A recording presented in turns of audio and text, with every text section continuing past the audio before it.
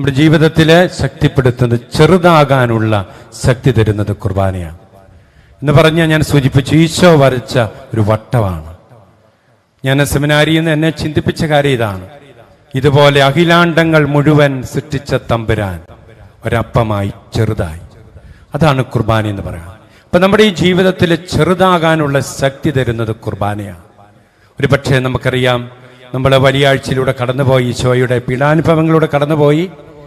ഈശോയുടെ ഉത്ഥാനാനുഭവത്തിൽ ഇതുപോലെ തൂക്കുവാൻ തമ്പുരാന് സാധിച്ചത് പ്രത്യേകിച്ച് സ്വർഗത്തിന്റെ അഭിഷേകം.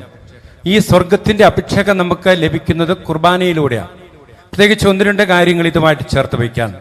ഇതുപോലെ ചെറുതാൻ, ഒന്നാമതായിട്ട് നമുക്ക് ചെറുതാകാൻ കഴിയും, നമ്മൾ മറ്റുള്ളവരെ സ്നേഹിക്കാൻ പറ്റണമെന്നുള്ളതാണ്.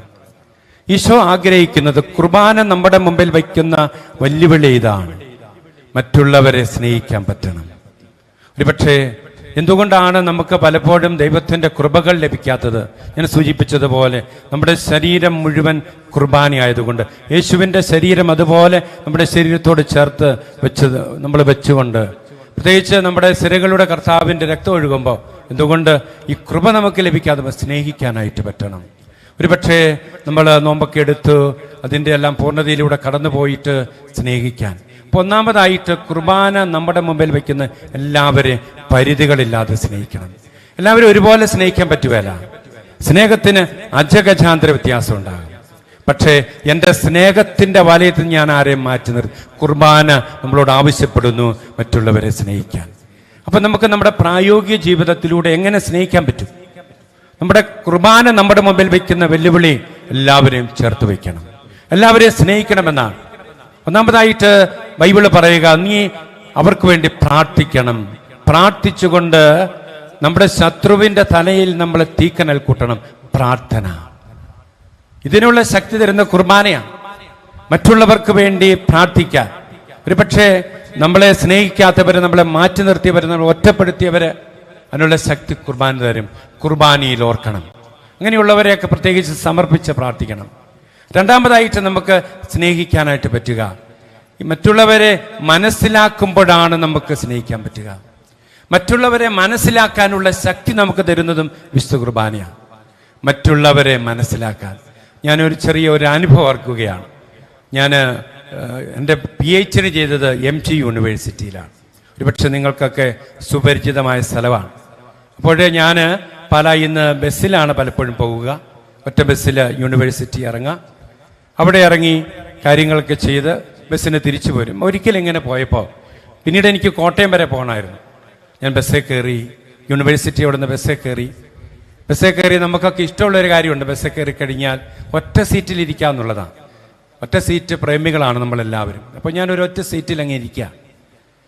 യൂണിവേഴ്സിറ്റിയിൽ നിന്ന് ബസ് സ്റ്റാർട്ട് ചെയ്താൽ പിന്നെ കൂടുതൽ ആൾക്കാർ കയറുന്നത് കോട്ടയം മെഡിക്കൽ കോളേജിൻ്റെ സ്റ്റോപ്പിലാണ്. ബസ് അവിടെ എത്തി, അവിടുത്തെ സ്റ്റാൻഡിൽ കയറിയപ്പോൾ ഞാൻ ശ്രദ്ധിച്ചു, ഞങ്ങളുടെ സീറ്റിൽ എല്ലാ സീറ്റിലും ഓരോ ആൾക്കാരേ ഉള്ളൂ. ഒരു 19 ആൾക്കാരുണ്ട് ബസ് കയറാൻ. അപ്പം നമുക്ക് ഇപ്പോൾ അങ്ങനെയില്ല. പണ്ടൊക്കെ ഉണ്ടായിരുന്ന രസം, നമ്മൾ ഇടിച്ച് ബസ്സിൽ കയറിയാൽ വല്ലാത്തൊരു സന്തോഷം ഉണ്ടായിരുന്നു. ഇങ്ങനെയൊരു ഇപ്പോൾ അതൊന്നുമില്ല. പണ്ട് അങ്ങനെ ഞാൻ നോക്കിയപ്പോൾ ഉണ്ട്.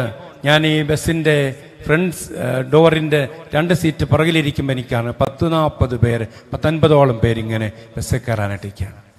ഞാൻ നോക്കിയപ്പോൾ ഉണ്ട് ഒരു മനുഷ്യൻ, ഏറ്റവും പുറകിലുള്ളൊരു മനുഷ്യൻ, ഒരു നരന്ത് പോലെ ഇരിക്കുന്ന മനുഷ്യൻ, അവന് ഓടി പാഞ്ഞു വന്ന് ഈ ആൾക്കാരുടെ ഇടയിലൂടെ നുഴഞ്ഞു കയറി അവൻ ഒന്നാമതെത്തി. അപ്പൊ എനിക്ക് മനസ്സിലായി, അവനാണ് സൂപ്പർ ഇടിയൻ, അവൻ ഒന്നാമതെത്തിയിട്ടുണ്ട്. ഞാൻ അവനെ നോക്കി, അവൻ്റെ മിന്നുന്ന പ്രകടനം ഞാൻ നോക്കി നിൽക്കുക. അപ്പോൾ എനിക്ക് മനസ്സിലായി, അവൻ കുളിച്ചിട്ട് ഒരു 2 മാസമായിട്ടുണ്ട്. അവൻ തുണി അലക്കിയിട്ടും കുറേ നാളായിട്ടുണ്ട്. ഞാൻ ബസ്സിലിരുന്ന് പ്രാർത്ഥിച്ചു, ദൈവമേ അവൻ എൻ്റെ സീറ്റിൽ വരരുത്, കാരണം എൻ്റെ കൂടെ ഒരു സീറ്റ് ബാക്കിയുണ്ട്. ഏതായാലും അവനാണ് ഒന്നാമത് കയറിയത്. അവന് കയറിയിട്ട് എല്ലാവരും ഒന്ന് വീക്ഷിച്ചു. അവൻ ഏറ്റവും ഇഷ്ടപ്പെട്ടത് തന്നെയാണ് എൻ്റെ സീറ്റിൽ കറക്റ്റ് വന്നിരുന്നവൻ. അവൻ എൻ്റെ സീറ്റിൽ. എനിക്ക് അവനോട് ഏറ്റുപോകാൻ പറയാനുള്ള അവകാശമില്ലല്ലോ. ബസ് എൻ്റെ സ്വന്തമൊന്നും അല്ലല്ലോ.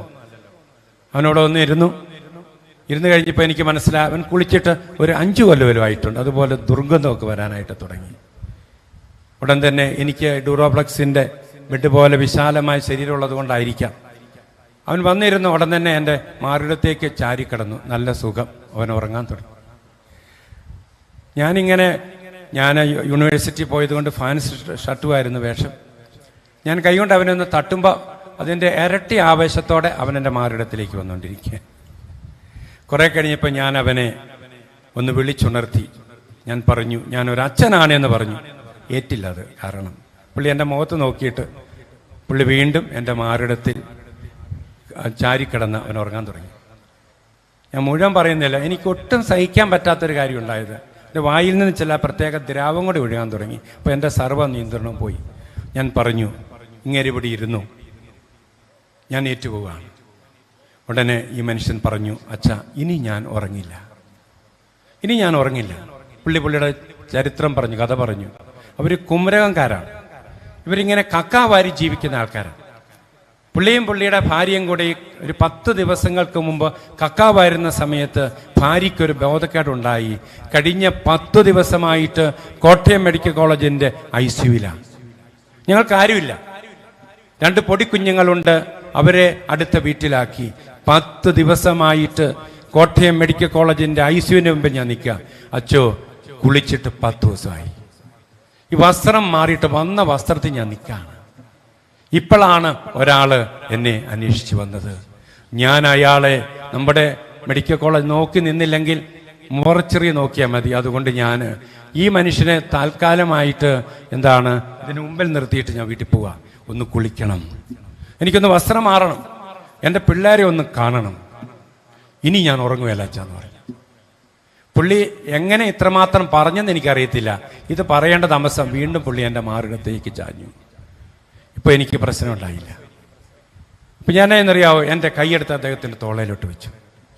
ആറുകുട്ടി നിങ്ങൾ യാത്ര ചെയ്താൽ അറിയാം, ഒത്തിരി വളവും പുളവും ഒക്കെയുള്ള വഴിയാണ്. ഞാൻ ആ സമയത്ത് ശ്രദ്ധിച്ചത് അദ്ദേഹത്തിൻ്റെ ഉറക്കത്തിന് തടസ്സം ഉണ്ടാകരുത്. ഞാൻ എൻ്റെ ശരീരത്തെ അഡ്ജസ്റ്റ് ചെയ്തു, കാരണം അദ്ദേഹത്തിൻ്റെ ഉറക്കത്തിന് തടസ്സം ഉണ്ടാകരുത്. അങ്ങനെ ഞങ്ങളുടെ യാത്ര കോട്ടയത്തെത്തി. അപ്പം ഞാൻ പുള്ളിയെ വിളിച്ചെണീപ്പിച്ചു. എന്നിട്ട് ഞാൻ പറഞ്ഞു, പുള്ളി പറഞ്ഞു, വീണ്ടും ഉറങ്ങിപ്പോയല്ല. ഞാൻ പറഞ്ഞ സാരമില്ല, പക്ഷെ ഇപ്പോൾ എനിക്ക് ദുർഗന്ധം അനുഭവപ്പെട്ടില്ല. ഒരുപക്ഷെ ആദ്യം എനിക്ക് ആ മനുഷ്യനോട് നല്ല വെറുപ്പായിരുന്നു. ഇപ്പോൾ എനിക്ക് ബുദ്ധിമുട്ട് തോന്നിയില്ല. ഞാൻ പറഞ്ഞു, വേണമെങ്കിൽ ഞാനൂടെ വീട്ടിലേക്ക് വരാം, തുണി അലക്കാൻ വേണം ഞാൻ കൂടാം, വേണമെങ്കിൽ ഞാൻ മറ്റു കാര്യങ്ങൾ സഹായിക്കും, ഞാൻ വരണോ? എനിക്ക് മനുഷ്യനോട് വലിയ ഒരു ആർദ്രത തോന്നി. പുള്ളി പറഞ്ഞു, അച്ഛാ വേണ്ടച്ചോ, ഇനി ഞാൻ ഉറങ്ങില്ല. ഞാൻ എൻ്റെ മക്കളെ ഓർത്ത് ഞാൻ ഇനി ഉറങ്ങില്ല. ഞാൻ ഓർക്കുകയാണ്, ഈ ഇറങ്ങാൻ നേരത്ത് പുള്ളി എന്നോട് ഒരു വാചകം പറഞ്ഞു. അതിൻ്റെ അർത്ഥം ഇതുവരെ എനിക്ക് പിടികിട്ടിയില്ല, നിങ്ങൾക്ക് പിടികിട്ടിയാ പറഞ്ഞു തരണം. പോകാൻ നേരത്ത് പുള്ളി പറഞ്ഞ വാചകം ഇതാണ്. രണ്ടാമത്തെ ഭാഗത്ത്, ആദ്യത്തെ ഭാഗമല്ല, രണ്ടാമത്തെ ഭാഗത്ത്, എൻ്റെ ജീവിതത്തിൽ എൻ്റെ അമ്മയുടെ മടി കിടന്ന് ഉറങ്ങിയതിന് ശേഷം ഇത്ര നല്ലോലെ ഉറങ്ങിയത് അച്ഛൻ്റെ മാറിടത്തിൽ കിടന്നാണ് പുള്ളി പറഞ്ഞു. അതിൻ്റെ അർത്ഥം ഇതുവരെ എനിക്ക് പിടികിട്ടിയിട്ടില്ല. ഞാൻ സൂചിപ്പിച്ച കാര്യം ഇതാണ്. രണ്ടാമത് ഞാൻ മനസ്സിലാക്കിയപ്പോൾ സ്നേഹിക്കാൻ പറ്റി. അപ്പം ഞാൻ പറയും, നമ്മെ സംബന്ധിച്ച് പ്രത്യേകിച്ച് എൻ്റെ ജീവിതമായിട്ട് ബന്ധപ്പെടുത്തി ഞാൻ പറയാം, എനിക്ക് ആ മനുഷ്യനെ മനസ്സിലാക്കാൻ പറ്റിയത്, തുറന്ന് സ്നേഹിക്കാൻ പറ്റിയത്, അത് കുർബാനയുടെ ഒരു ശക്തി ഉണ്ടായതുകൊണ്ടാണ്. അപ്പം ഞാൻ സൂചിപ്പിച്ചത്, കുർബാന നമ്മുടെ ദൈവത്തിൻ്റെ കൃപകൾ, എത്രയോ കൃപകളും അഭിഷേകം നമ്മുടെ ജീവിതത്തിൽ ഉണ്ടാകുന്നു. ഇതൊക്കെ സ്വീകരിക്കാൻ തടസ്സമായി നിൽക്കുന്നത് പലപ്പോഴും ഈ സ്നേഹത്തിൻ്റെ, കുർബാനയെ നമ്മൾ വിളിക്കാറുണ്ട് ദൈവ സ്നേഹത്തിൻ്റെ കുദാശ എന്നാണ്. ദൈവത്തിൻ്റെ സ്നേഹം അത്ഭുതം പ്രവർത്തിച്ച കുദാശയാണ് കുർബാനയെങ്കിൽ, ഈ കൃപകളും അഭിഷേകമൊക്കെ നമുക്കുണ്ടാകണമെങ്കിൽ ചെറുതാകണം. ആദ്യമായിട്ട് നമ്മൾ ചെറുതാകേണ്ടത് എപ്പോഴാണെന്നറിയോ? മറ്റുള്ളവരെ സ്നേഹിക്കാൻ, മറ്റുള്ളവരെ കരുതാൻ. പ്രത്യേകിച്ച് ഞാൻ സൂചിപ്പിക്കും, വളരെ പ്രായോഗികമായിട്ട് നമുക്ക് ആരുടെങ്കിലും ബുദ്ധിമുട്ടോ പ്രയാസമോ ഒക്കെ ഉണ്ടെങ്കിൽ ഒരു കുർബാനയിലെ സമർപ്പിച്ച് പ്രാർത്ഥിക്കണം. ഞാൻ ഓർക്കാറുണ്ട്, ഞാൻ പ്രത്യേകിച്ച് ഒരു കോളേജിൻ്റെ പ്രൊഫസറാണ്, പ്രിൻസിപ്പളൊക്കെയാണ്. ഞാൻ ഓർക്കുന്നു, അൽഫോൻസ കോളേജിൻ്റെ പ്രത്യേകത എല്ലാ ദിവസവും കുർബാന അർപ്പിക്കപ്പെടുന്ന കോളേജാണ്. Praise the Lord. എല്ലാ ദിവസവും. അതിപ്പോൾ എൻ്റെ ഒരു ബുദ്ധിയായിട്ട് നിങ്ങൾ വിചാരിക്കരുത്. ഞാൻ പറഞ്ഞല്ലോ, പണ്ട് ഈ കോവിഡ് കാലത്ത് 12 കുർബാന ഞാൻ ചെല്ലാൻ കാരണം എൻ്റെ ഒരു ബുദ്ധിയായിരുന്നില്ല. ഞാൻ മാതാവിനോട് ചോദിച്ചു. മാതാവ് പറഞ്ഞു 12 കുർബാനയല്ല. ഇതുപോലെ തന്നെയാണ് ഞാൻ കഴിഞ്ഞ ഏപ്രിൽ 1 ഇപ്പോൾ 1 വർഷമായുള്ള പ്രിൻസിപ്പളായിട്ട്. പ്രിൻസിപ്പളാകാൻ ഒട്ടും ഇഷ്ടമില്ലായിരുന്നു. പിതാവ് നിർബന്ധിച്ചുകൊണ്ട് മാത്രമാണ്. കാരണം നമ്മുടെ ഒരു ശുശ്രൂഷ ഈ ശുശ്രൂഷയാണ്. ഇപ്പം പ്രിൻസിപ്പളൊക്കെ ആകുമ്പോൾ അതിൻ്റേതായിട്ടുള്ള ബുദ്ധിമുട്ടൊക്കെ ഉണ്ടാകും. നമ്മുടെയൊക്കെ ആധ്യാത്മികത കളയുന്ന ഒരു കാര്യമാണ് പ്രിൻസിപ്പൽ പദവി. അതുകൊണ്ട് ഞാൻ അറ്റകൈക്ക് ആരും ഇല്ലാതെ വന്നതുകൊണ്ട് അനുസരണത്തിൻ്റെ ചെറുതാകാനുള്ള ഒരു അവസരമാണല്ലോ എന്ന് വിചാരിച്ച് മാത്രമാണ്. ഇപ്പം ഞാൻ ഓർക്കുന്നു അൽഫോൻസ കോളേജിൽ, അപ്പോൾ ഞാൻ ജൂൺ 1 കോളേജ് അക്കാഡമിക് ഇയർ തുടങ്ങുക. അപ്പോൾ ആ സമയത്ത് എല്ലാ വർഷവും ഫസ്റ്റ് ഡേ കുർബാനയുണ്ട്. 2ാമത്തെ ദിവസം അത് ആദ്യ വെള്ളിയാഴ്ച, അപ്പോൾ കോളേജിൽ കുർബാനയുണ്ട്. അപ്പോൾ ഞാൻ കുർബാന അർപ്പിച്ചുകൊണ്ടിരിക്കുന്ന സമയത്ത് ഞാൻ പല വിചാരപ്പെട്ടു എന്ന് നിങ്ങൾ ചിന്തിച്ചേക്കരുത്. ആ സമയത്ത് എന്നോട് ഒരു സ്ത്രീ ശബ്ദം പറഞ്ഞു, എന്തുകൊണ്ട് കോളേജിൽ നിന്നും കുർബാന ചൊല്ലിക്കൂടാ? അപ്പോൾ എൻ്റെ ഒരു ബുദ്ധിയിൽ ഉദിച്ച കാര്യമല്ല. ഒരു പക്ഷേ ലോകത്തിൽ എല്ലാ ദിവസവും കുർബാന അർപ്പിക്കപ്പെടുന്ന ഏക കലാലയം അൽഫോൻസ കോളേജാണ്. എല്ലാ ദിവസവും ഇതുവരെ നമ്മുടെ കിട്ടും. ഇന്ന് ഞാൻ കുർബാന ചൊല്ലിയിട്ടാണ്. രാവിലെ ഞാൻ ഒരു മടത്തി കുർബാനയിലും ഇന്ന് കുർബാന 12:30. എല്ലാ ദിവസവും 12:30 കോളേജിൽ കുർബാനയുണ്ട്. നിങ്ങൾക്ക് ആർക്കെങ്കിലും യാത്ര ചെയ്യുമ്പോൾ ഒരു കുർബാന കാണുമെന്ന് ആഗ്രഹമുണ്ടെങ്കിൽ എല്ലാവർക്കും സ്വാഗതം. അൽഫോൻസ കോളേജിൽ എല്ലാ ദിവസവും 12:30 കുർബാനയുണ്ട്. ഞാൻ സൂചിപ്പിക്കുകയാണ്. അപ്പം ഞാൻ ഓർക്കുന്നു, ചിലപ്പോഴും ഞാൻ പറഞ്ഞല്ലോ പ്രിൻസിപ്പൾ ആകാമെന്നൊക്കെ പറഞ്ഞാൽ അത്ര എളുപ്പമുള്ള കാര്യമൊന്നുമില്ല. കോളേജിൽ ഈ പക്ഷം വളരെ തിരക്കിൻ്റെ പക്ഷമാണ്. അപ്പോൾ അങ്ങനെയായപ്പോൾ കഴിഞ്ഞ ദിവസം ഞാൻ ഒരിക്കലും വഴക്കുണ്ടാക്കുന്ന വ്യക്തിയല്ല. ഞാൻ അവിടെ ഏറ്റുപറയാണ്. സ്റ്റാഫ് മീറ്റിംഗ് കൂടിയപ്പോൾ ആദ്യമായിട്ട് ഞാൻ ഒരു വ്യക്തിയോട്, കാരണം ആ വ്യക്തി വളരെ അസ്വസ്ഥയായിരുന്നു. അവിടെ നേതാണ്ടൊക്കെ ഞാൻ പറഞ്ഞു, പേര് വിളിച്ചിട്ട് പറഞ്ഞു, ഇന്ന വ്യക്തി അങ്ങനെ ചെയ്യുന്നത് ശരിയല്ല. അത്ര ഞാൻ പറഞ്ഞോളൂ. പുള്ളിക്ക് ഭയങ്കര ബുദ്ധിമുട്ടുണ്ടായി. പെസഹ ബുധനാഴ്ചയായിരുന്നു കാര്യം. അപ്പം എനിക്ക് അതിനുശേഷം ഞാൻ പെസഹ വ്യാഴാഴ്ചയൊക്കെ വന്നപ്പോൾ എനിക്ക് ഭയങ്കര ബുദ്ധിമുട്ട് തോന്നി. ഈ വ്യക്തിയുടെ വീട് മുട്ടിയറയാണ്. ഞാൻ മുട്ടിയറെ പോയിട്ട് ഒരു പക്ഷേ ആ വ്യക്തിയുടെ ജീവിതത്തിൽ ചെറിയ തെറ്റുണ്ടായെങ്കിലും ഞാൻ ഈ ടീച്ചറിൻ്റെ കാലെ വീണ് ഞാൻ ക്ഷമ പറഞ്ഞു. എന്നിട്ടാണ് ഞാൻ പെസഹായിക്ക് മുന്നോട്ട് പോയത്. അപ്പം ഞാൻ സൂചിപ്പിച്ചു വന്നത്, എനിക്ക് ചെറുതാകാനുള്ള ശക്തി തന്നത് ഈ കോളേജിലെ കുർബാനയാണ്. നമ്മുടെയൊക്കെ ജീവിതത്തിൽ ചെറുതാകാനുള്ള. അപ്പോൾ ഒരു പക്ഷേ നമുക്ക് ദൈവത്തിൻ്റെ കൃപകളും അഭിഷേകമൊക്കെ ലഭിക്കണം. എന്ത് ചെയ്യണം? ഇതുപോലെ തോക്കണം. തോറ്റു തൊപ്പിയിടാൻ നമുക്ക് ശക്തി തരുന്നത് കുർബാനയാണ്. എല്ലാവരുടെയും മുമ്പിൽ തോക്കണം. എല്ലാവരുടെ മുമ്പിൽ തോറ്റവൻ അത് ക്രിസ്തുവാണ്. ആ ക്രിസ്തുവിൻ്റെ കൂദാശയാണ് കുർബാനയെങ്കിൽ, സ്നേഹമെങ്കിൽ അതുപോലെ തോക്കാൻ. അപ്പോൾ ഞാൻ സൂചിപ്പിച്ചത് കൂടെ പറയാണ്, സമയം വളരെ കുറവാണ്. അപ്പോൾ ഈ കോളേജിലെ കുർബാന ചെല്ലുന്നതിനെ പറ്റി കൂടെ ഒരു കാര്യം ഇപ്പം ഞാൻ ഓർക്കാണ്. നമ്മൾ ഈ ബലിയോട് ചേർന്നിരുന്നാലുണ്ടെന്ന കൃപയാണ്. ഈ പക്ഷം ഈ കോളേജിനെ, അൽഫോൻസ കോളേജിനെ സംബന്ധിച്ച് എത്ര അവാർഡുകൾ കിട്ടിയെന്ന് ചോദിച്ചാൽ ഒരു പക്ഷേ കേരളത്തിലെ ഒരു കോളേജിന് ലഭിക്കാത്ത അവാർഡുകൾ അൽഫോൻസ കോളേജിന് തേടിയെത്തി. കുർബാന തുടങ്ങി ആദ്യം ഞങ്ങൾക്ക് ലഭിച്ച അവാർഡ് ഞാൻ സൂചിപ്പിച്ചത്, നമുക്ക് കുർബാനയിൽ പങ്കെടുത്ത് പ്രാർത്ഥിക്കുമ്പോൾ അനുദിനം വലിയ പങ്കെടുക്കുണ്ടാകുന്ന ഭൗതികമായൊരു നന്മയെക്കൂട്ടി പറയാനാണ്. ആത്മീയ നന്മകൾ മാത്രമല്ല. ആദ്യമായിട്ട് ഞങ്ങൾക്കുണ്ടായ കിട്ടിയ ഒരു അവാർഡ് കേരളത്തിലെ ഏറ്റവും നല്ല കായിക കോളേജിനുള്ള അവാർഡ് കിട്ടി. ഏറ്റവും നല്ല ഫിസിക്കൽ എഡ്യൂക്കേഷൻ അതിൻ്റെ അവാർഡ് കിട്ടി. അതിനുശേഷം കേന്ദ്ര ഗവൺമെൻറ് 2 അവാർഡുകൾ. ഒന്നൊരു DBT പറയും, അത് 2 കോടി രൂപയാണ്. ഈ സമീപ പ്രദേശത്തുള്ള ഒരു കോളേജിന് അവാർഡ് ലഭിച്ചില്ലെന്നുള്ളതാണ് അതിൻ്റെ മറ്റൊരു പ്രത്യേകത. അതിനുശേഷം ഒരു അവാർഡ് കിട്ടി, DST 1 കോടി രൂപ കിട്ടി. അപ്പോൾ 2 കേന്ദ്ര ഗവൺമെൻറ്റിൻ്റെ ഇന്ത്യയിലെ ഏറ്റവും പ്രശസ്തമായ കോളേജുകൾക്ക് അൽഫോൻസ കോളേജ് അത്ര പ്രശസ്തമാണെന്ന് ഞാൻ പറഞ്ഞു. പക്ഷേ കുർബാന വന്നപ്പോഴുണ്ടായ മാറ്റമാണ്. ഇവിടെ ഞാൻ ഓർക്കുന്നു, കഴിഞ്ഞ ആഴ്ച കേരളത്തിലെ ഏറ്റവും നല്ല ദീപികയുടെ ഏറ്റവും നല്ല കോളേജിനുള്ള അവാർഡും അൽഫോൻസ കോളേജ് ലഭിച്ചു. ഇങ്ങനെ അവാർഡുകൾ ഞാൻ സൂചിപ്പിച്ചു വന്നത് കുർബാന അർപ്പിക്കുമ്പോൾ. ഒരു കാര്യം കൂടി ഞാൻ ഓർക്കുന്നു, പ്രത്യേകിച്ച് കോളേജിലൊക്കെ വന്നപ്പോൾ ഈയിടെ 2 സായിപ്പന്മാർ വന്നു.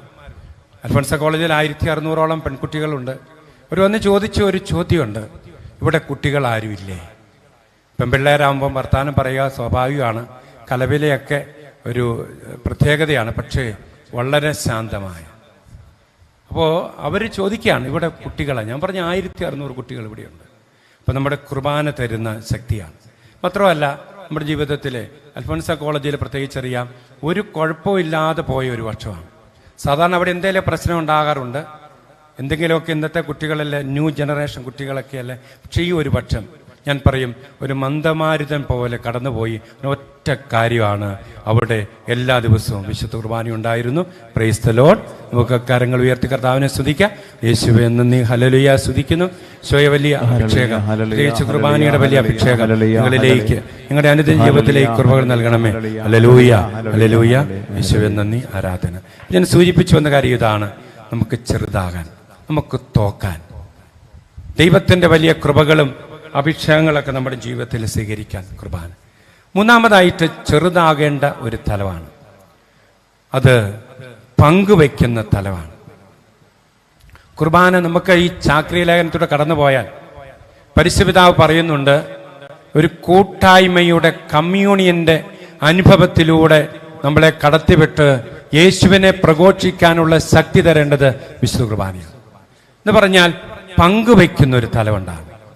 നമുക്കറിയാമല്ലോ, ഈശോ അപ്പമെടുത്ത് മുറിച്ച് കൊടുത്തു. മുറിക്കപ്പെടാനുള്ള, പ്രത്യേകിച്ച് നമുക്ക് ഓർക്കേണ്ടത്, നമുക്ക് കിട്ടിയതെല്ലാം ദൈവം തന്നതാണെന്നൊരു ചിന്തയുണ്ടാകും. പങ്കുവയ്ക്കാനുള്ള ഒരു ചിന്തയുണ്ടാകും. ഞാൻ പറയും, പങ്കുവയ്ക്കൽ രണ്ട് തലമുണ്ട്. ഒന്നാമത്തേത്, നമ്മുടെ ജീവിതത്തിൽ ഏറ്റവും കൂടുതൽ പങ്കുവയ്ക്കേണ്ടത് നമ്മൾ അനുഭവിച്ച ക്രിസ്തു അനുഭവമാണ്. നമ്മൾ അനുഭവിച്ച ക്രിസ്തു അനുഭവം. ഞാൻ നിങ്ങൾക്കൊരു വെല്ലുവിളി തരിക.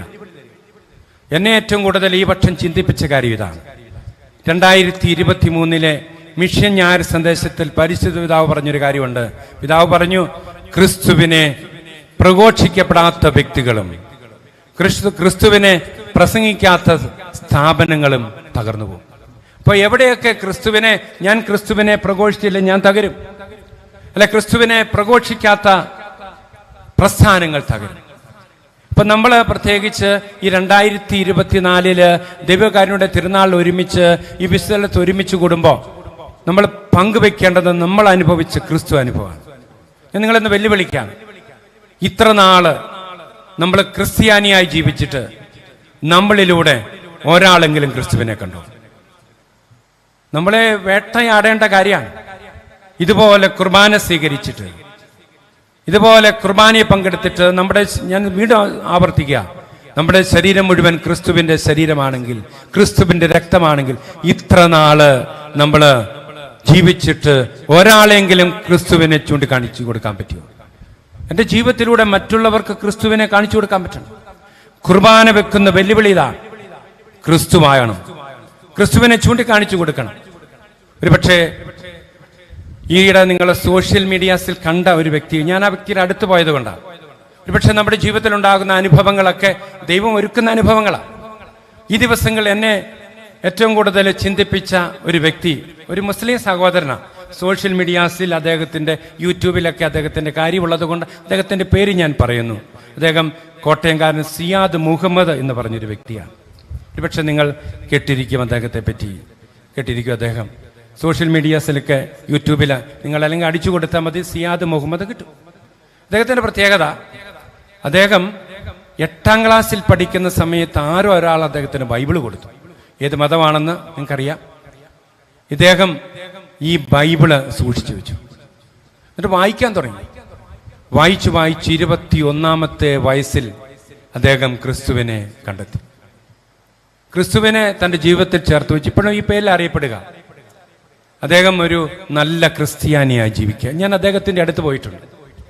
ഈ യൂട്യൂബിൽ അദ്ദേഹത്തെ മനസ്സിലാക്കി കഴിഞ്ഞപ്പം കോട്ടയത്തടുത്ത് പള്ളം എന്ന സ്ഥലത്ത് അദ്ദേഹത്തിൻ്റെ വീട്ടിൽ ഞാൻ പോയി. അദ്ദേഹം എന്നെ വല്ലാതെ വിസ്മയിപ്പിച്ചു. അദ്ദേഹം ഇന്ന് കുർബാനയുടെ മുമ്പിൽ പോയി പ്രാർത്ഥിക്കുന്ന വ്യക്തിയാണ്. അരമണിക്കൂർ അല്ലെങ്കിൽ 1 മണിക്കൂർ എല്ലാ ദിവസവും മുടങ്ങാതെ അദ്ദേഹം കുർബാനയ്ക്ക് മുമ്പിൽ പോയി പ്രാർത്ഥിക്കും. അദ്ദേഹം പറഞ്ഞു, അദ്ദേഹം സാധാരണ ഒരു ടാക്സി ഡ്രൈവറാണ്. സാധാരണ ഒരു 5 സെന്റ് വീടും 5 സെന്റ് സ്ഥലം, ഒരു കൊച്ചു വീടുമുള്ള ഈ മനുഷ്യൻ ചെയ്യുന്ന കാര്യം, അദ്ദേഹം കഴിഞ്ഞ 21 വർഷമായിട്ട് ശുശ്രൂഷ നടത്തുകയാണ്. 21 വർഷത്തെ അദ്ദേഹം ശുശ്രൂഷയ്ക്കിടയ്ക്ക് അദ്ദേഹം കേരളം മുഴുവൻ 2 പ്രാവശ്യം സഞ്ചരിച്ച് പറഞ്ഞു, ക്രിസ്തു മാത്രമാ ദൈവം. അദ്ദേഹം കേരളം മുഴുവൻ, തിരുവനന്തപുരം മുതൽ കാസർഗോഡ് വരെ, അദ്ദേഹം എങ്ങനെയാണ് തിരുവനന്തപുരത്ത് അങ്ങോട്ടാണ് പോയിട്ട് അദ്ദേഹം പറഞ്ഞു, ക്രിസ്തു മാത്രമാ ദൈവം. ചില സ്ഥലങ്ങളിൽ, പ്രത്യേകിച്ച് മലപ്പുറത്തെത്തിക്കഴിഞ്ഞപ്പോൾ ക്രിസ്തുവാണ് ദൈവം എന്ന് പറഞ്ഞപ്പം അദ്ദേഹത്തെ അവർ മർദ്ദിച്ചു. ഞാൻ നിലത്ത് കിടന്ന് ഉരുണ്ട് കൈ ഉയർത്തി പറഞ്ഞു, ക്രിസ്തു മാത്രമാണ് ദൈവം. Praise the Lord. ക്രിസ്തു മാത്രമാണ് ദൈവം. അപ്പൊ ഞാൻ സൂചിപ്പിച്ച കാര്യം ഇതാണ്. നമ്മെ സംബന്ധിച്ച് നമ്മുടെ ജീവിതത്തിന്റെ കുർബാന നമ്മുടെ മുമ്പിൽ വെക്കുന്ന വെല്ലുവിളി ക്രിസ്തുവിനെ പ്രഘോഷിക്കണം. നമ്മുടെ ജീവിതത്തിലൂടെ അദ്ദേഹം പറയാണ്, മൂന്നാമത് എൻ്റെ ഒരു ആഗ്രഹം, കേരളം മുഴുവൻ എനിക്കൊന്നുകൂടെ പ്രസംഗിക്കണം, ക്രിസ്തു മാത്രമാണ് ദൈവം. അദ്ദേഹം ഞാൻ സൂചിപ്പിച്ചത് ടാക്സി ഡ്രൈവറാണ്. നിസ്സാരമായ മാത്രമല്ല, ഈ പറഞ്ഞ അനുഭവത്തിന്റെ മൂർത്തമായൊരു ഭാവമുണ്ട്. അദ്ദേഹം എല്ലാ ദിവസവും 50 പേർക്കുള്ള ഭക്ഷണം ഉണ്ടാക്കും. 50 പേർക്കുള്ള ഭക്ഷണം ഉണ്ടാക്കിയിട്ട് കോട്ടയത്തിന്റെ തെരുവീഥകളിലെ അവിടെ കിടന്നുറക്കുന്ന വ്യക്തികൾ കൊണ്ടുപോയി കൊടുക്കും. അങ്ങനെ വലിയ ശുശ്രൂഷയാണ്. ഇപ്പൊ നമ്മുടെ കുർബാന നമ്മുടെ മുമ്പിൽ വയ്ക്കുന്ന ഒരു വെല്ലുവിളി അത് ക്രിസ്തുവിനെ കൊടുക്കണം എന്നുള്ളത്. നമ്മുടെ ജീവിതത്തിലൂടെ ഒരുപക്ഷെ വലിയ വലിയ കാര്യങ്ങളിലൂടെ നമുക്ക് പലപ്പോഴും തെറ്റിദ്ധാരണയുണ്ട്. നമ്മളെങ്ങനെയാ, നമുക്ക് വലിയ കാര്യങ്ങളല്ല. ബൈബിളിൽ ക്രിസ്തുവിന് ഒരു നിർവചനം ഉണ്ടെങ്കിൽ ദൈവം കൊച്ചു കാര്യങ്ങളുടെ തമ്പുരാൻ. He is the God of small things. കൊച്ചു കാര്യങ്ങളാണ്. വിശുദ്ധ മത്തായിയുടെ സുവിശേഷം 25:31 അന്ത്യവിധിയുടെ മാനദണ്ഡം എന്താണ്? അവിടെ ദൈവം കൊച്ചു കാര്യം, ഏത് മനുഷ്യനും എപ്പോഴും സാധിക്കുന്ന നിസ്സാരമായിട്ടുള്ള കാര്യങ്ങൾ നോക്കി വിധിക്കുന്ന ദൈവമാണ്. ദാഹിച്ചവന് ഒരു ഗ്ലാസ് വെള്ളം കൊടുത്ത അവന് സ്വർഗമാണ്. രോഗിയെ പോയി കണ്ടാൽ അവന് സ്വർഗമാണ്. അപ്പം കൊച്ചു കാര്യങ്ങളിലൂടെ ക്രിസ്തുവിനെ പ്രഘോഷിക്കാൻ നമ്മുടെ ജീവിതത്തെ വേട്ടയാടേണ്ട കാര്യം ഞാൻ പറയും. നമുക്ക് ക്രിസ്തുവിനെ പ്രഘോഷിക്കാൻ നമ്മുടെ ഇത്ര നാൾ നമ്മൾ ജീവിച്ചിട്ട് ഞാൻ ഒരു അനുഭവം കൂടി പങ്കുവയ്ക്കാൻ ആഗ്രഹിക്കുകയാണ്. ഞാൻ ചിറ്റാർ എന്നൊരു പള്ളിയിൽ ഒരു 10 വർഷം ഉണ്ടായിരുന്നു. അവിടെ ഒരു പള്ളിപണിയൊക്കെ ഉണ്ടായിരുന്നു. പള്ളിപണിയുടെ സമയത്ത് ഞാൻ ഒരു പ്രത്യേക ബുദ്ധിമുട്ടുള്ള സ്ഥലമായിരുന്നു. ഞാൻ 4 വർഷം ചെരുപ്പിടാതെ നടന്നു. പള്ളിയുടെ തറക്കല്ലിട്ടന്ന് ഞാൻ ചെരുപ്പ് ഊരി പിന്നീട് 4 വർഷം ചെരുപ്പിടാതെ നടന്നു. ഇപ്പം കോളേജിലൊക്കെ പോകുമ്പോൾ ഞാൻ ചെരുപ്പിടാതെ പോയിക്കൊണ്ട് പിള്ളേരെന്നെ കണ്ട് വട്ടനച്ചൻ പോകുന്നു എന്നൊക്കെ പറഞ്ഞിട്ടുണ്ട്. ഇന്നത്തെ കാലത്ത് ചെരുപ്പിടാതെ നടക്കാമെന്നൊക്കെ പറഞ്ഞ, പക്ഷേ ഞാൻ അങ്ങനെ പോയി 4 വർഷം. ഇതെല്ലാം കഴിഞ്ഞിട്ട് ഞാനൊരു ക്യാൻസർ രോഗിയാണെന്ന് സൂചിപ്പിച്ചു. ആയതുകൊണ്ട് എനിക്ക് 2 മാസത്തിലൊരിക്കൽ അമലയിൽ പോയി ചെക്കപ്പൊക്കെ ഉണ്ട്. അപ്പോൾ ഒരിക്കലും ഞാൻ എൻ്റെ ഒരു സുഹൃത്തും കൂടി ഞങ്ങൾ ഇവിടെ ആശുപത്രിയിൽ പോവുകയാണ്. തലേദിവസം പോകും, പിറ്റേ ദിവസം 2 മണി കഴിയും. നമ്മുടെ ടെസ്റ്റിംഗ് എല്ലാം കഴിയും. ഇതുമായി ബന്ധപ്പെട്ട 100 കണക്കിന് ടെസ്റ്റുകളൊക്കെ ഉണ്ട്. ഇതെല്ലാം കഴിഞ്ഞ് അന്ന് ഞങ്ങൾ വലിയൊരു പരസ്യം കണ്ടു. തൃശ്ശൂർ മുഴുവൻ ഒരു പരസ്യം. ഗുരുവായൂർ ഭാഗത്ത് ഒരു 4 star vegetarian hotel. 4 star vegetarian hotel. എൻ്റെ സുഹൃത്ത് പറഞ്ഞു, നമുക്കൊരു കാര്യം ചെയ്യാം. എന്നെ കൊണ്ടുപോകുന്ന വ്യക്തി പറഞ്ഞു, ഈ പ്രാവശ്യം എനിക്ക് ചെലവ് ചെയ്യണം. ഈ പ്രാവശ്യം അച്ഛൻ രക്ഷപ്പെട്ടിട്ടുണ്ട്. ഓരോ പ്രാവശ്യം ചെല്ലുമ്പോഴും നമ്മൾ ടെൻഷനോടെയാണ് ചെല്ലുക. അപ്പോൾ ഈ പ്രാവശ്യം അച്ഛന് വലിയ കുഴപ്പമുണ്ടായിട്ടില്ല. അച്ഛൻ നീ ജീവിക്കാൻ സാധ്യതയുണ്ട്. അതുകൊണ്ടൊരു കാര്യം ചെയ്യണം. അച്ഛൻ എനിക്ക് ആ ഹോട്ടലിൽ കൊണ്ടുപോയി ഭക്ഷണം മേടിച്ചാണ്. അപ്പോൾ അദ്ദേഹത്തിൻ്റെ ആഗ്രഹമാണ്. തൊടുപുഴക്കാരനാണ് അദ്ദേഹം. എന്നോട് പറഞ്ഞു കൊണ്ടുപോകണം. അപ്പം ഞങ്ങൾ അവിടുന്ന് ഒരു 10-20 കിലോമീറ്റർ വണ്ടി ഓടിച്ച് ഈ പറയുന്ന ഹോട്ടലിൽ അവിടെ എത്തി. ചെന്ന് കഴിഞ്ഞപ്പോൾ ഞാൻ ആശുപത്രി പോയതുകൊണ്ട് ഫാൻസി ഷർട്ടുമായിരുന്നു വേഷം. ഞാൻ ചെരുപ്പിടാതെയാണ് ഈ ഹോട്ടലിൽ കയറി കഴിഞ്ഞപ്പോൾ അതിൻ്റെ ഓണർ അവിടെ ഉണ്ടായിരുന്നു. ഒരു ചെന്നൈ ബേസ്ഡ് ബ്രാഹ്മിൻ. അദ്ദേഹം എന്നോട് പറഞ്ഞു, യു ജസ്റ്റ് ഗെറ്റ് ഔട്ട്.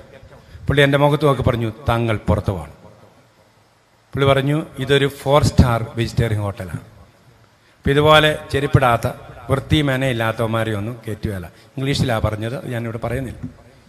ഞാൻ ബലമായിട്ട് ഹോട്ടലിൽ കയറി ഭക്ഷണം കഴിക്കാനുള്ള അവകാശമൊന്നുമില്ലല്ലോ. ഞാൻ ജസ്റ്റ് ഇറങ്ങി. കൂടെയുള്ള എൻ്റെ സുഹൃത്ത് പറഞ്ഞു, ഇദ്ദേഹം ഒരു വൈദികനാണ്. പുള്ളി നോക്കി, അടിമുടി നോക്കി. ഇത്രയും മുഴുത്തെ അച്ഛനെ ആദ്യമായിട്ടാണ് കാണുക. പുള്ളി ഒന്ന് നോക്കിയിട്ട് പുള്ളി പറഞ്ഞു, യു ജസ്റ്റ് കമിൻ, അകത്ത് വരണം. ഒരു പക്ഷേ എന്നെ ജീവിതത്തെ ഏറ്റവും കൂടുതൽ ചിന്തിപ്പിച്ച് അദ്ദേഹം പറഞ്ഞൊരു വാചകമാണ്. അദ്ദേഹം പറഞ്ഞു, അച്ഛൻ എന്താ ഇങ്ങനെ ചെരുപ്പൊക്കെ ഇടാതെ നടക്കുക? അപ്പം ഞാൻ പറഞ്ഞു, ഒരു ചെറിയ ത്യാഗം എന്ന് ഞാൻ പറഞ്ഞില്ല, ഒരു ത്യാഗമാണ്. പുള്ളി പറഞ്ഞു, ഞാൻ ചെന്നൈയിലാണ്. എനിക്ക് പല കാര്യങ്ങൾ ഞാനൊരു ക്രിസ്ത്യാനികളെ പറ്റിയൊക്കെ കേട്ടിട്ടുണ്ട്. പക്ഷേ എൻ്റെ മനസ്സിൽ ഞാൻ കുറ്റപ്പെടുത്തുകയല്ല. ഞാൻ നിങ്ങൾക്കെതിരെ ഒരു വിരൽ ചൂണ്ടുമ്പോൾ, ഒരു വിരൽ ചൂണ്ടിയാൽ 3 എനിക്കെതിരെയാണ്. ശരീരത്തെ ദൈവം ഒളിച്ചു വെച്ച ഭാഷയാണ്. നിങ്ങൾക്കെതിരെ ഞാൻ ഒരു വിരൽ ചൂണ്ടിയാൽ 3 എനിക്കെതിരെയാണ്. അദ്ദേഹം എന്നോട് പറഞ്ഞു, ക്രിസ്ത്യാനികളെന്ന് വെച്ചാൽ ഞാൻ മനസ്സിലാക്കിയത് പറഞ്ഞത് ജീവിതത്തിൽ പ്രാവർത്തികമാക്കാത്തവരാണ്. ക്രിസ്തുവിൻ്റെ പ്രബോധനങ്ങൾ ജീവിതത്തിൽ പ്രാവർത്തികമാക്കാത്തവരാണ് ക്രിസ്ത്യാനികൾ എന്നാണ് പുള്ളിയുടെ ഒരു ചിന്ത. പുള്ളി പറഞ്ഞു, അച്ഛൻ ഇവിടെ വരണം, ഇരിക്കണം. അപ്പം പുള്ളി ചായ തന്നു, ഞാനതിൻ്റെ പ്രൈസൊക്കെ കൊടുത്തു, ഞങ്ങൾ തിരിച്ചു പോകുന്നു. അപ്പം ഞാൻ ഓർക്കാറുണ്ട്, എവിടെ പോയാലും എൻ്റെ കാറിൽ ഒരു ബൈബിൾ കാണും, ഒരു ഇംഗ്ലീഷ് ബൈബിൾ. അപ്പോഴൊരു ഇംഗ്ലീഷ് ബൈബിളാണ്. ഇതെല്ലാം ദൈവം ഒരുക്കുന്ന സമയമാണ്. അപ്പം ഞാൻ പുതിയ നിയമത്തിലെ ഇംഗ്ലീഷ് അത് ബൈബിൾ കൊണ്ട് അദ്ദേഹത്തിന് കൈ കൊടുത്തു. ഞാൻ പറഞ്ഞു, യു ജസ്റ്റ് റീഡ്, ചുമ്മാ വായിക്കണം. ഇതെല്ലാം കഴിഞ്ഞ് ഞങ്ങൾ പോകുന്നു. 2 മാസം കഴിഞ്ഞ് വീണ്ടും ചെക്കപ്പിന് ഞാൻ തൃശ്ശൂർ അമലയിൽ പോകുമ്പം എൻ്റെ കൂട്ടുകാരൻ പറഞ്ഞു, നമുക്ക് അവിടെ ഒന്ന് പോകണം. എനിക്കങ്ങനെ തോന്നിയില്ല. അദ്ദേഹം പറഞ്ഞു, നമുക്ക് അവിടെ ഒന്ന് പോകണം. ഞങ്ങൾ അവിടെ ചെന്നപ്പോൾ ഞങ്ങൾ കണ്ട കാഴ്ച, ആദ്യം ഞാൻ അവിടെ ചെല്ലുമ്പോൾ കണ്ടത് അദ്ദേഹത്തിൻ്റെ ഈ ഹോട്ടലിൽ അവരുടെ വിശ്വാസമനുസരിച്ചുള്ള ഒരു ദേവതയുടെ ചിത്രം, രൂപം, ഒരു പ്രതിമയുണ്ട്. അപ്പം ഞാൻ ചെന്നപ്പം കണ്ടത് അവിടെ ക്രിസ്തുവിൻ്റെ രൂപം വെച്ചിരിക്കുക. അദ്ദേഹം, പ്രൈസ് ദി ലോർഡ്, അദ്ദേഹം ക്രിസ്തുവിൻ്റെ രൂപം വെച്ചിരിക്കുക. അതുകൊണ്ട് മാത്രം തീർന്നില്ല. പുള്ളിനോട് പറഞ്ഞു, ഞാൻ ഈ ബൈബിൾ അങ്ങ് വായിച്ചു. ഇന്ത്യയിലെ 22 വലിയ 3 സ്റ്റാർ ഓർ 4 സ്റ്റാർ ഹോട്ടലുള്ള വ്യക്തിയാണ്. ഇന്ത്യയിൽ 22 22 സ്ഥലത്ത് നിന്ന് ക്രിസ്തുവിൻ്റെ പ്രതിമ ഞാൻ വെച്ചിരിക്കുക, ക്രിസ്തുവിൻ്റെ രൂപം വെച്ചിരിക്കുകയാണ്. അദ്ദേഹം പറഞ്ഞു. എന്നിട്ട് ഇപ്പം ഞാൻ ചോദിച്ചത്, എന്താ ഇങ്ങനെയൊക്കെ സംഭവിക്കാൻ കാരണം? ഞാൻ ബൈബിൾ വായിച്ചപ്പോൾ എൻ്റെ ജീവിതത്തിൽ വലിയ ഇഷ്ടം പോലെ പണമുണ്ട്, പക്ഷെ എന്തോ ഒരു കുറവായിരുന്നു. എനിക്കെന്തോ ഒരു അസ്വസ്ഥതയാണ്, ഒരു ബുദ്ധിമുട്ടാണ്. ഞാൻ ഈ ക്രിസ്തുവിനെ കണ്ടെത്തി കഴിഞ്ഞപ്പോൾ എനിക്ക് ഈ അസ്വസ്ഥതയ്ക്ക് ഒരു കുറവുണ്ടായി, ഒരു നിറവ്. ഞാൻ ഇതുവരെ എൻ്റെ ജീവിതത്തിൽ അനുഭവിക്കാത്ത വലിയൊരു സന്തോഷം അനുഭവിക്കുകയാണ്. വീണ്ടും എനിക്ക് ക്രിസ്തുവിനെ പറ്റി അറിയണമെന്ന് താല്പര്യമുണ്ടായി. അങ്ങനെ ഞാൻ പോയി, നമുക്കറിയാം ഒരു ഇംഗ്ലീഷ് ധ്യാനമുണ്ട്, അവിടെ പോയി ഇംഗ്ലീഷ് ധ്യാനം കൂടി അദ്ദേഹം. അതുകൊണ്ട് തീർന്നില്ല. ഈ ധ്യാന കേന്ദ്രത്തിൽ ചെല്ലുമ്പോൾ നമ്മളൊരു കാര്യം മനസ്സിലാകും, അവിടെ ലീവ്ലെറ്റുകൾ, ലഘുലേഖ, ക്രിസ്തുവിനെ പറ്റിയുള്ള ലഘുലേഖകളുണ്ട്. ഞാൻ അതിൻ്റെ ഒരു ലഘുലേഖ എടുത്തു, അതിൻ്റെ 10 ലക്ഷം കോപ്പി എടുത്തു. Praise the Lord, 10 lakh copy, 10 ലക്ഷം രൂപ മുടക്കി 10 ലക്ഷം കോപ്പി എടുത്തു. എന്നിട്ടിപ്പോൾ എൻ്റെ 22 ഹോട്ടലിൽ either in English or Malayalam അല്ലെങ്കിൽ തമിഴ്, അതിൻ്റെ അകത്ത് ഞാൻ വരുന്നവർക്ക് ഒരു ബില്ല് പേ ചെയ്യുമ്പോൾ ഒരു ലീഫ്ലെറ്റ്. അപ്പോൾ ഞാൻ ക്രിസ്തുവിനെ പ്രഘോഷിക്കുകയാണ്. അപ്പോൾ ഇന്ന് എൻ്റെ ജീവിതത്തിൽ വലിയ സന്തോഷം. ഈ വ്യക്തി എന്നോട് പറഞ്ഞ ഒരു കാര്യം ഞാൻ ചേർത്ത് വയ്ക്കുകയാണ്.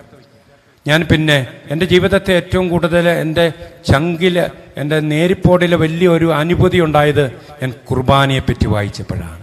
കാരണം ഞാനൊരു അപ്പം കൊടുക്കുന്നവനാണ്, അദ്ദേഹം ഒരു ഹോട്ടൽ ഉടമയാണ്, ഞാൻ അപ്പം കൊടുക്കുന്നവനാണ്. പക്ഷെ കുർബാനയെപ്പറ്റി അങ്ങ് വായിച്ചു കഴിഞ്ഞപ്പോൾ എനിക്ക് വല്ലാത്തൊരു അനുഭൂതി ഉണ്ടായി. ഞാൻ അടുത്തുള്ള പള്ളികളിൽ പോകും, അദ്ദേഹം ഇന്നും അതൊന്നും മാറിയിട്ടില്ല. കുർബാനയ്ക്ക് മുമ്പേ പ്രാർത്ഥിക്കും. എനിക്കൊരാഗ്രഹമുണ്ട്, ഒരു ക്രിസ്ത്യാനിയായി തീരണം. അദ്ദേഹം ഇന്ന് പ്രസംഗിച്ചുകൊണ്ട് ഞാൻ സൂചിപ്പിച്ചു വന്ന കാര്യം ഇതാ, നോക്കണം.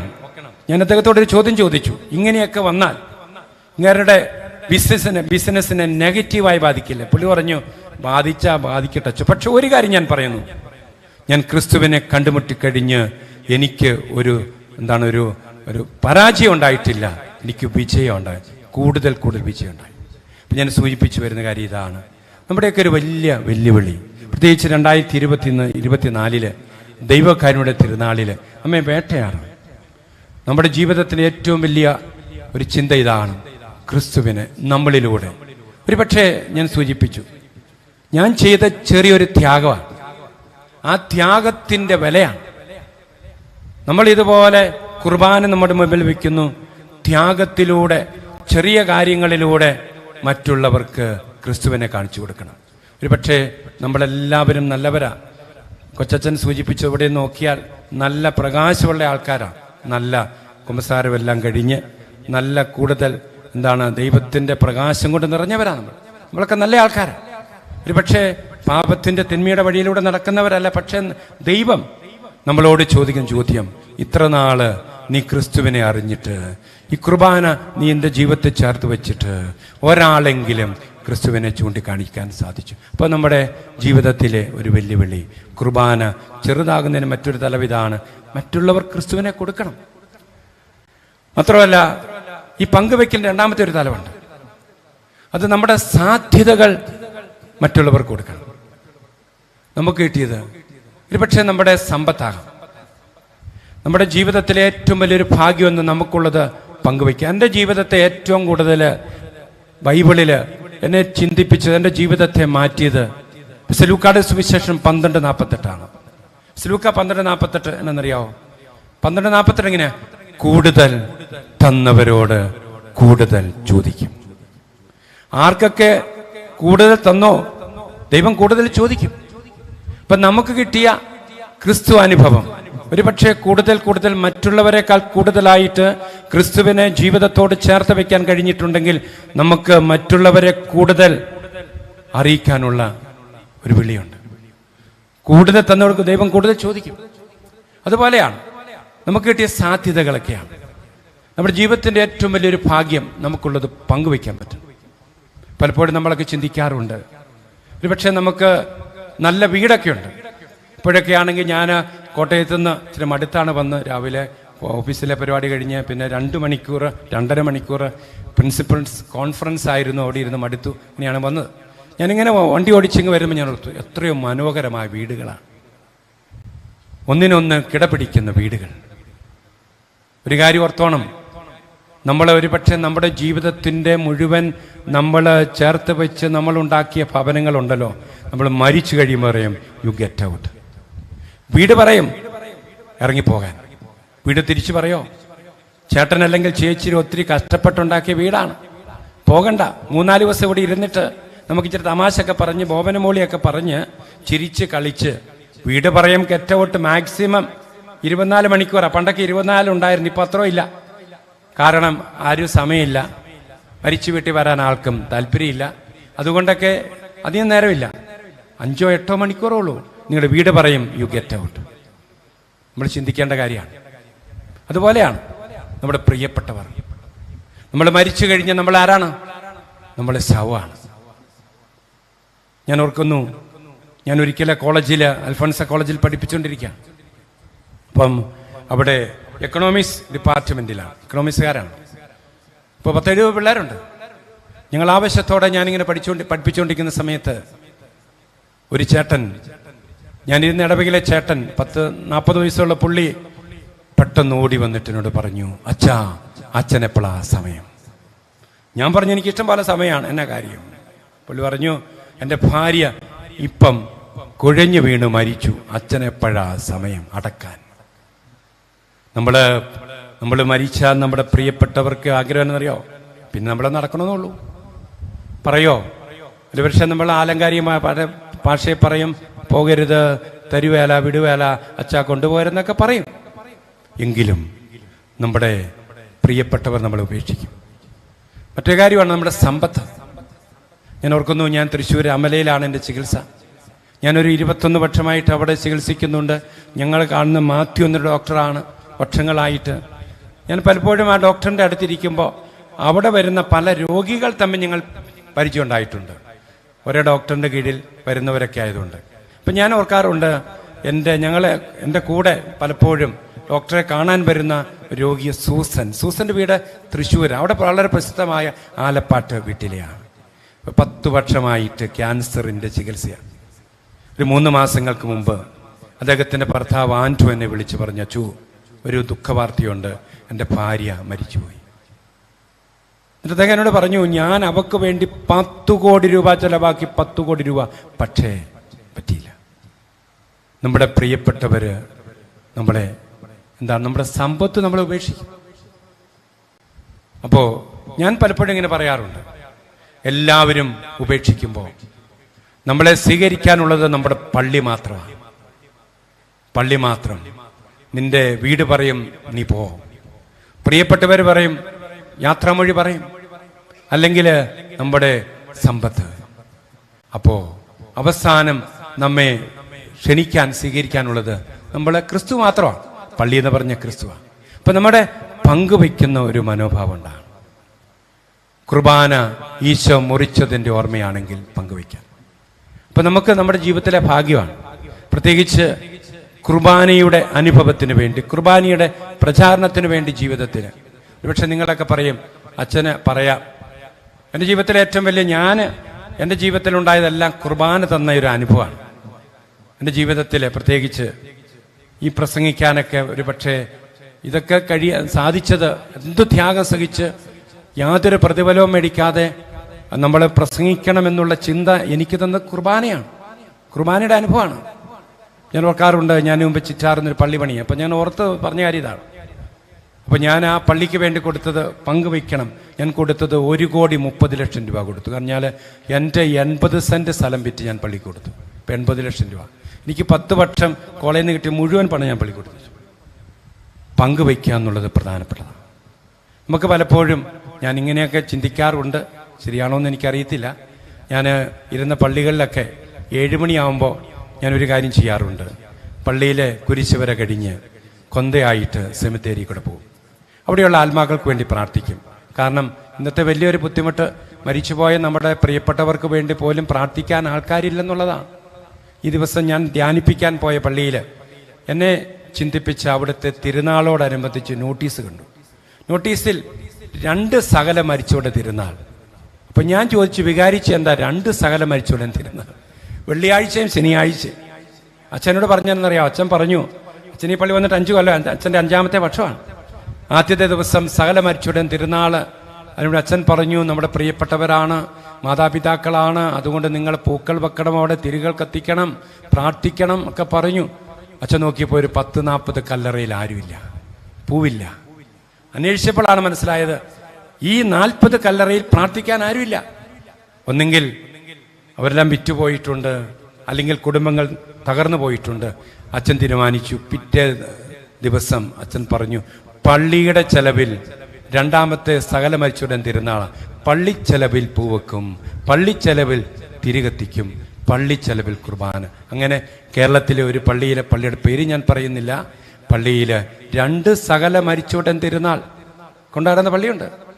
കാരണം പ്രാർത്ഥിക്കാൻ. ഒരു പക്ഷേ ഞാൻ ഈ പറഞ്ഞില്ല, അതുകൊണ്ടാണ് ഞാൻ ഈ വൈകുന്നേരങ്ങളിൽ കൊന്തയൊക്കെ ആയിട്ട് സെമിത്തേരി കൂടെയൊക്കെ പോകാറുണ്ട്. അവിടെയുള്ള ആത്മാക്കൾക്ക് വേണ്ടിയിട്ടൊക്കെ പ്രാർത്ഥിക്കാറുണ്ട്. അപ്പം ഞാൻ പലപ്പോഴും കേട്ടിട്ടുണ്ട്, ഞാൻ ഈ അവിടെ അതിലെ നടക്കുമ്പോൾ ചില ശബ്ദങ്ങൾ കേൾക്കാം കല്ലറയിൽ നിന്ന്.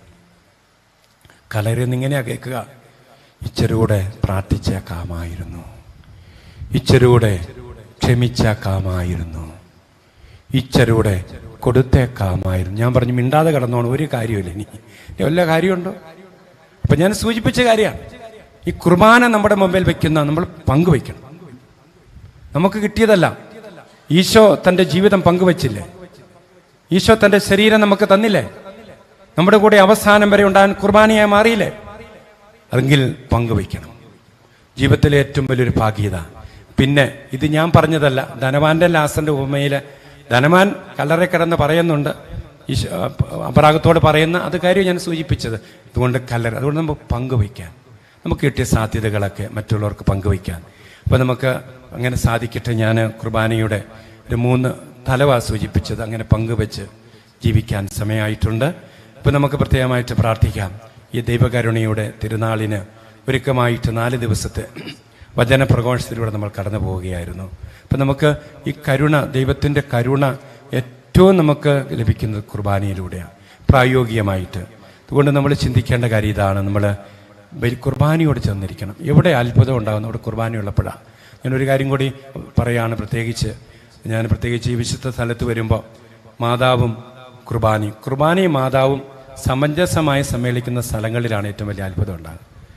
ഞങ്ങൾ കുറേ പേര് എനിക്കറിയാം, ഈ അൽഫോൺസ കോളേജിൽ എന്നോട് മാതാവ് പറഞ്ഞിട്ട് ഞാനൊരു 6 വർഷം മുമ്പേ ആരംഭിച്ച ഒരു പ്രാർത്ഥനയുണ്ട്. അതിൻ്റെ പേര് 1000 മണി ജപമാല എന്നാണ്. നിങ്ങൾ കേട്ടിട്ടുണ്ടോ? 1000 മണി എന്ന് കേട്ടുള്ള ഒരു കൈപൊക്കിക്ക്.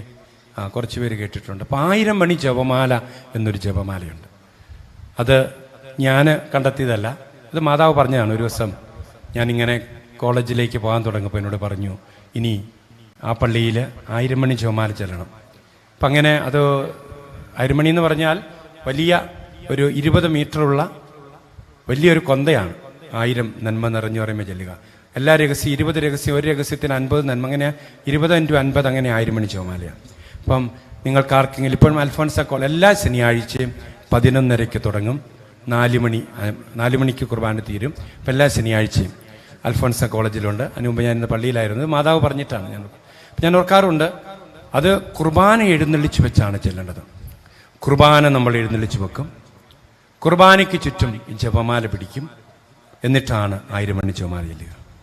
ഇതുപോലെ എൻ്റെ ജീവിതത്തിൽ അത്ഭുതങ്ങൾ ഞാൻ കണ്ട, എന്നും അത്ഭുതം, എത്ര അത്ഭുതം. ഒരു 4 മാസം മുമ്പുണ്ടായ ഒരു അനുഭവം ഞാൻ പങ്കുവയ്ക്കുകയാണ്. ഒരിക്കലെ കോളേജിൽ ഭരണങ്ങാനം അടുത്ത അമ്പാറ നിരപ്പേൽ എന്ന ഭാഗത്തുനിന്ന് ഒരമ്മ വന്നു. ലക്ഷ്മി എന്നാണ് പേര്. ലക്ഷ്മി എന്നോട് പറഞ്ഞു, എൻ്റെ അച്ഛോ, എൻ്റെ ഒറ്റ മകൻ്റെ പേര് ഷിബു എന്നാണ്. ഷിബുവിന് എന്താണ് ലങ്സിന് ക്യാൻസറാണ്. ഒറ്റ മകനാണ്. അവന് 2 കുഞ്ഞു പിള്ളേരുണ്ട്. അപ്പോൾ മരിക്കുമെന്ന് ഉറപ്പാണ്. കോട്ടയം മെഡിക്കൽ കോളേജിലെ ICUവിലാണ്. അപ്പോൾ ആരോ പറഞ്ഞു, ഇവിടെ വന്ന് പ്രാർത്ഥിച്ചാൽ സുഖപ്പെടും. ഞാൻ പറഞ്ഞ എൻ്റെ അമ്മേ, അന്ന് ശനിയാഴ്ചയായിരുന്നു. ഞാൻ പറഞ്ഞ എൻ്റെ അമ്മേ, ഞാൻ പ്രാർത്ഥിക്കാം, പക്ഷെ ഒരു കാര്യമുണ്ട്. ഇന്ന് 11:30 ഇവിടെ 1000 മണി ജപമാലയുണ്ട്. അമ്മ വേണേ ഒരു 10 മിനിറ്റ് പ്രാർത്ഥിച്ചു, മുഴുവൻ നേരം നിൽക്കണ്ട. ഞാൻ കണ്ട കാഴ്ച ഇതാണ്. ഈ ലക്ഷ്മി എന്ന നന്മ നിറഞ്ഞ മറിയുമേ പോലും അറിയത്തില്ലാത്ത അമ്മ 5 മണിക്കൂർ ഈ കൊന്തയെ പിടിച്ചിട്ട് ഈ കുർബാനയെ നോക്കി നിന്നു. കാരണം നന്മ നിറഞ്ഞ മറിയുമേ എന്ന പ്രാർത്ഥന പോലും ചെല്ലാൻ പറ്റാത്ത, അറിയാത്ത അമ്മ 5 മണിക്കൂർ ജപമാല എടുക്കും. ഈ ജപമാലയെ പിടിച്ച് കുർബാനയെ നോക്കി നിന്നു. അപ്പം ഞാനുമൊക്കെ ചങ്കൊരുക്കി പ്രാർത്ഥിച്ചു. കാരണം അമ്മയുടെ പ്രാർത്ഥന. ഇതെല്ലാം കഴിഞ്ഞ് ജപമാല കഴിഞ്ഞ് അമ്മ വീട്ടിൽ പോയി. പിറ്റേ ദിവസം രാവിലെ എത്തി എന്നോട് അമ്മ പറഞ്ഞു, അച്ചോ, എൻ്റെ മകനെ വെന്റിലേറ്ററിൽ നിന്ന് ഇറക്കിയിട്ടുണ്ട്. Praise the Lord. മാത്രമല്ല, ഇപ്പം 3-4 മാസം കഴിഞ്ഞു. അവന് ട്രീറ്റ്മെൻ്റ് ഉണ്ട്. അവനിപ്പം ജോലിക്ക് പോകുന്നുണ്ട്. Hallelujah, praise the Lord. അപ്പം ഞാൻ സൂചിപ്പിച്ചത് കുർബാനയും ജപമാലയും ഒരുമിച്ച്. നമ്മുടെ ഈ വിശുദ്ധ സ്ഥലത്തിൻ്റെ ഡിവൈൻ മേഴ്സിയുടെ പ്രത്യേകത ഇതാണ്. കുർബാന, പരിശുദ്ധ അമ്മ. അപ്പോൾ നമുക്ക് ഒത്തിരി കൃപകൾ ഞാൻ പലപ്പോഴും ഓർക്കാറുണ്ട്. എൻ്റെ ജീവിതത്തിൽ ഞാൻ ഈ കുടയത്തൂർ എന്നൊരു പള്ളിയിൽ കുറേ നാൾ, ആ സമയത്താണ് എനിക്ക് ക്യാൻസർ പിടിക്കുന്നത്.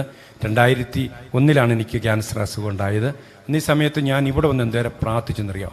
ഒരു പക്ഷേ ഞാൻ ഇന്ന് പിടിച്ചു നിൽക്കുന്നതും അല്ലെങ്കിൽ ഈ ശക്തി ഇവിടെ വന്ന് ഒരു കാലഘട്ടത്തിൽ ഞാൻ പ്രത്യേകം പ്രാർത്ഥിക്കുമായിരുന്നു. ഇത് 18 വർഷമായി തുടങ്ങിയിട്ട് അതിനുശേഷം ആ കാലഘട്ടം മുതൽ ഞാൻ സ്ഥിരമായിട്ട് ഇവിടെ വരുമായിരുന്നു.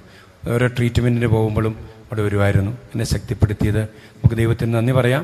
ദൈവത്തിൻ്റെ വലിയ കൃപയ്ക്ക് വേണ്ടി പ്രാർത്ഥിക്കാം. പ്രത്യേകിച്ച് ദൈവത്തിൻ്റെ കരുണ ഈ ദിവസങ്ങളിലൊക്കെ നമ്മൾ കേട്ട ദൈവത്തിൻ്റെ വചനമെല്ലാം നമ്മളെ മാംസമാക്കാൻ, പ്രത്യേകിച്ച് ഞാൻ സൂചിപ്പിച്ചതുപോലെ പരിശുദ്ധ അമ്മയുടെ ഏറ്റവും വലിയ സന്തോഷം എന്ന് ചോദിച്ചാൽ, അമ്മ ഏറ്റവും സന്തോഷിക്കുന്നത്, അമ്മ നമ്മുടെ അടുത്ത് വരുന്നത് എപ്പോഴെന്നറിയോ? വചനം കേൾക്കുമ്പോഴാണ്. നമ്മൾ ബൈബിളിലെ അമ്മയുടെ സന്തോഷം വായിക്കുന്നുണ്ട്. ഈശോ പ്രസംഗിച്ചപ്പോൾ കേൾക്കാനായിട്ട് ദാഹാർത്തിയായി ഓടിയെത്തിയ അമ്മയുടെ ചിത്രം നമ്മൾ കണ്ടെത്തും. അവിടെ വചനം അവിടെ അമ്മയുണ്ട്. നിങ്ങൾ ഭാഗ്യമുള്ളവരാണ്. 4 ദിവസം നിങ്ങൾക്ക് ഇവിടെ ഈ വചന കൂടാരത്തിൽ, ഈ ദിവ്യകാരുണ്യ കൂടാരത്തിൽ ഇരുന്ന് ദൈവത്തിൻ്റെ വചനം കേൾക്കാനും ചേർത്ത് വയ്ക്കാനും കഴിഞ്ഞ വലിയ കൃപയാണ്. നമുക്ക് ദൈവത്തിന് നന്ദി പറയാം. ഈ കേട്ട വചനങ്ങളെല്ലാം അത് ഫലം തരണം. ഫലം തരുവാൻ ദൈവം കൃപ തരട്ടെ എന്ന് പ്രാർത്ഥിക്കാം.